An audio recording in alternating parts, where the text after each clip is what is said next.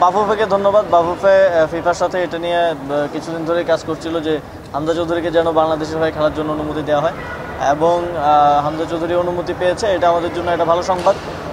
আমরা এই ইয়ে থেকেই ফুটবলেও পরিবর্তন দেখতে চাই। ফুটবলেও আমাদের পারফরমেন্স আশা করি সামনের দিনগুলোতে ভালো হবে, এবং এটা একটা শুরু যে বাংলাদেশের অনেকেই ডায়াসপোরার অনেকেই হচ্ছে অন্যান্য দেশে খেলে, তাদেরকে বাংলাদেশে খেলতে আসার জন্য এটা একটা ভালো শুরু বলে আমি মনে করি।